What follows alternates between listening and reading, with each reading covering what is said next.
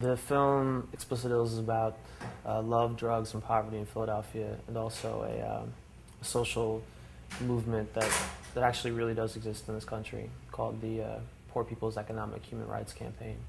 It took about close to 2 years of kind of writing and putting together, and once the script was finished in March of last year, it kind of happened really fast, actually. It was about 3.5 months of really intense fundraising, and got the money together in July, and started pre-production in the middle of July, and started shooting in September. And finished editing in January, and now we're here in March, so it's kind of like a good energy behind it. We had to find the second half of the money to in a month or something. So it had to be people who loved the material and were like, okay, we're going to give you all this money. We've never made a film before, but we really believe in this, and we're going to do everything we can to make it work. The reason why I like independent film so much is I really feel like all films should be made by a filmmaker and a group of producers and a crew who support the vision of the script and kind of commercial aspect kind of comes into the filmmaking process, in the sense that it's weird where something like a studio you kind of look at as like a big kind of corporate presence, and too many cooks in the kitchen, and so yeah, I wanted to have as much control as possible, and to have final cut, and not have people who weren't connected to the writing process or to the story kind of trying to interfere.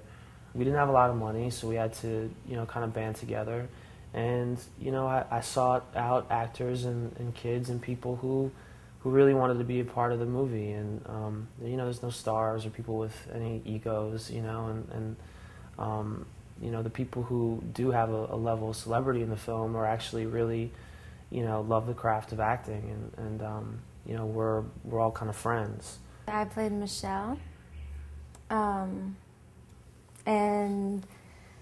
I guess the first thing that comes to mind was just what a seeming challenge it was, because on first read it's like little vignettes of this wealthy drug addict art student living in her own world who falls madly in love with her drug dealer, so at first when I read her I was like, she's not that likable, I don't want to be friends with her, and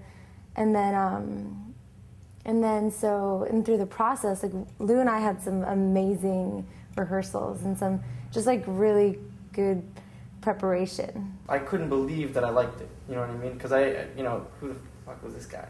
So I just couldn't believe that I just read it, and I was like, yeah, I would totally do this movie, not even knowing him at all. And then, the first time we met, was that when I got to the set? Yeah.